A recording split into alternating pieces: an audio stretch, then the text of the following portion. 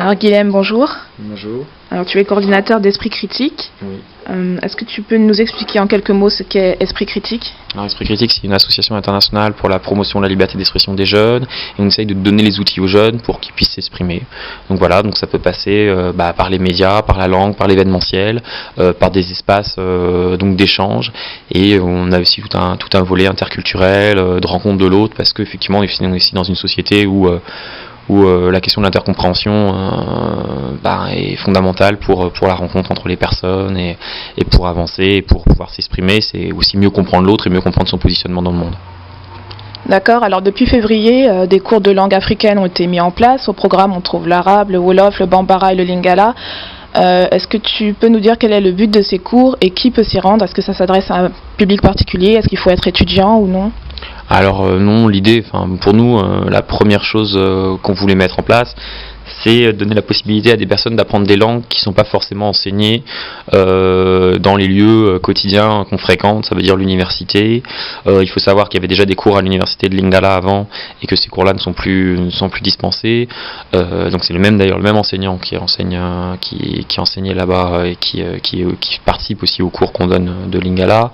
Donc voilà, donc l'idée c'est de proposer ça, c'est de proposer à la fois aux étudiants, effectivement, parce que nous on est très proche du milieu étudiant, mais aussi aux jeunes issus de l'immigration qui souhaitent apprendre ces langues, qui soient ou pas du pays d'origine où on parle cette langue, et puis aussi aux personnes qui sont en situation interculturelle, ça peut être des conjoints ou des conjointes de personnes issues de ce pays, ou des personnes qui sont dans une démarche, comme je disais, interculturelle, parce que elles font de la danse, ou elles ont un lien avec ce pays-là, ou même des personnes qui sont dans des projets de solidarité internationale ou qui ont un lien particulier avec ce pays-là, parce que on pense qu'une vraie relation se fait par rapport à une vraie reconnaissance culturelle, et aller dans un pays aujourd'hui qui dit francophone sans connaître la vraie langue parlée par les personnes, pour nous on trouve que c'est dramatique, et donc voilà, et donc on souhaite que les personnes qui souhaitent ou s'investir ou aller habiter, construire une relation avec un pays, ça doit passer aussi par la langue et par la reconnaissance de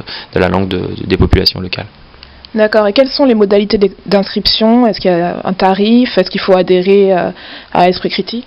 Alors pour l'instant, donc on fait différentes prestations. Donc ça nous arrive d'aller sur des lieux où on est payé par la structure qui nous demande d'intervenir. Donc là, c'est des initiations qui sont totalement gratuites. On propose, donc là on a proposé aussi des cours hebdomadaires. Donc voilà, avec une participation de 10 € par cours. Donc voilà, donc ça c'était dans un autre dispositif. Après on va proposer aussi des initiations, donc des après-midi complètes, etc. Donc voilà, donc après les tarifs sont fluctuants suivant les activités et suivant si on a une subvention derrière ou pas. Si on a une subvention derrière, effectivement la prestation est ouverte. Effectivement s'il n'y a pas, mais après on peut aussi négocier si des personnes souhaitent. Nous ce qu'on fait, c'est qu'on invite vraiment tout le monde à nous contacter. Et puis après, on peut leur proposer, leur dire, à tel moment, à tel endroit de Lyon, on propose un atelier gratuit, venez à cet atelier gratuit, ou si vous êtes intéressé, etc. Et c'est vrai que là, on commence vraiment à avoir des choses intéressantes. Moi, je juste citer quelque chose, c'est que là, dernièrement, sur le Wolof, on m'a envoyé quelqu'un qui veut organiser une messe en Wolof, et qui souhaite, que je puisse l'aider sur la question de la prononciation de la langue. Et c'est vrai que là-dessus, il y a des choses intéressantes qui se font. Je pense qu'il faut qu'on sollicite, que tous les gens qui ont demain envie de faire quelque chose avec la langue, avec une culture, pour telle ou telle raison. On a des jeunes qui vont à l'église et ils ont des chants en lingala, et ils comprennent pas le lingala, et ils souhaitent comprendre ça. Des gens qui souhaitent par rapport à la religion musulmane mieux comprendre l'arabe et tout ça. Il y a plein d'intérêts totalement différents. Après, nous ce qu'on fait, c'est on invite vraiment les gens à nous contacter, et puis après nous on pourra leur proposer des choses suivant leur temps, suivant ce qu'ils souhaitent. Et voilà, après nous ce qu'on souhaite vraiment, c'est quand on organise un événement, c'est qu'il y ait quand même assez de monde pour l'intervenant, au moins pour le respect de l'intervenant. D'accord, alors comment sont organisés les cours exactement ? Est-ce que c'est par niveau ? Est-ce que, par exemple, si moi je suis complètement débutante, je vais me retrouver avec des gens qui sont à un niveau plus avancé, et est-ce que les cours sont plutôt interactifs, ou est-ce que c'est plutôt des cours magistraux avec le conférencier qui parle et l'auditoire qui écoute ? Alors, il y a deux questions. Sur la première question, est-ce qu'il y a des groupes de niveau? Pour l'instant, il n'y a pas de groupe de niveau, ce qui est un peu compliqué. Je peux le dire sur la question du Wolof, parce que c'est vrai que c'est assez difficile. C'est problématique, effectivement, d'avoir des personnes de niveau différentes. Surtout parce qu'il y en a qui ont une relation directe effectivement avec le pays, qui ont des bases, etc., et d'autres qui en ont pas. Ça n'empêche que les cours commencent de la base. Donc quand on fait un cours, les premiers cours, c'est vraiment comment se construit la langue, et on donne les éléments de la langue. On est obligé de passer par là. C'est comme sur la question de la langue arabe, on est obligé de faire l'alphabet pour pouvoir commencer. Donc voilà. Donc après, effectivement, c'est des cours qui sont quand même des ateliers, donc c'est assez interactif. L'idée, c'est qu'on fait travailler les gens. Voilà, c'est de l'oral, c'est de l'écrit, c'est tout ça. Ce qui est aussi intéressant, c'est que comme on a des personnes souvent qui sont d'origine de ces pays-là, ou même qui sont carrément de ces pays-là et qui ont vécu dans ces pays-là pendant longtemps, on peut corriger.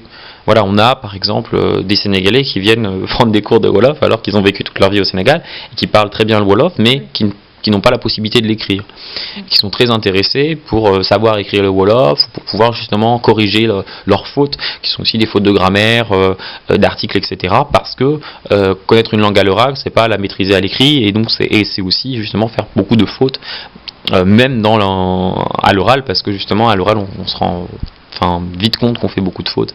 Quand on commence à l'écrire, on se dit ah bah oui, là j'ai fait une faute, là j'ai pas utilisé le bon article, là le verbe finalement je l'ai pas mis au bon endroit, parce que justement la langue orale a aussi des facilités à se à utiliser une rapidité, voilà, et donc finalement on zappe le verbe ou on zappe l'article.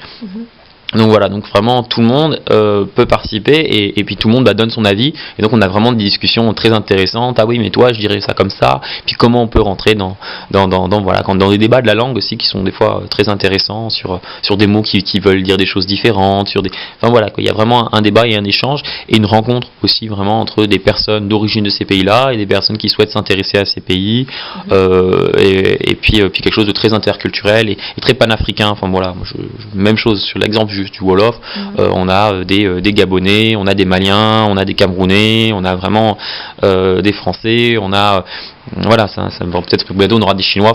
C'est vraiment intéressant sur ce niveau-là aussi, quoi.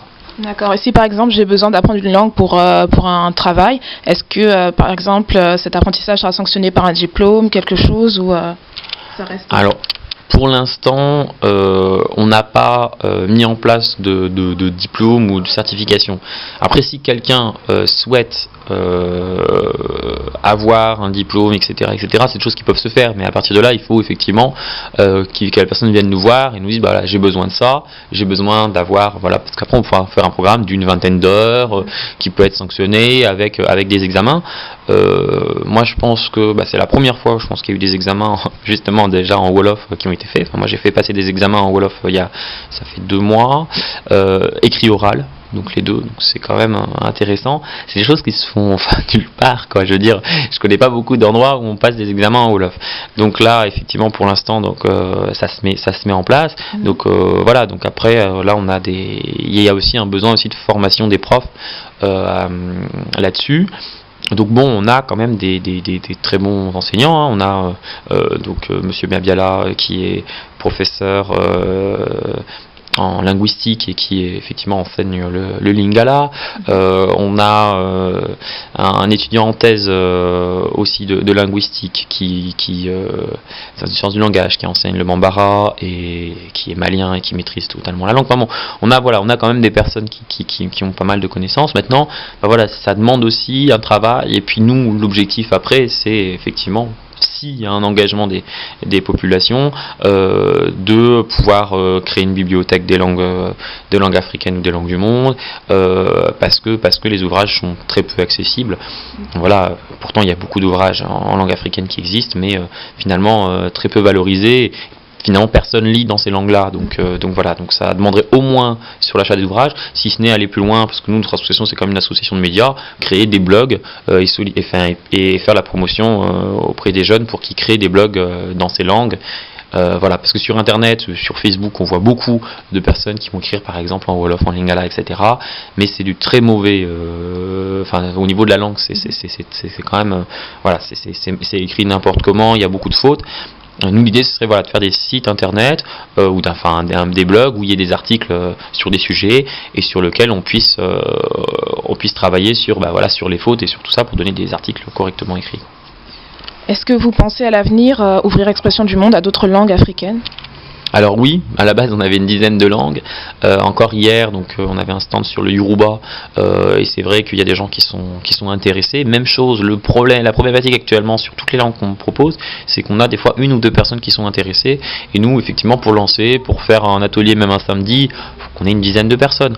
Donc c'est toujours la même difficulté. Le Peul, c'est la même chose. Le Peul, on a des possibilités de faire des choses en Peul. On a des associations donc de poulards à Lyon qui sont prêts à intervenir et à mettre en place ce type d'activité.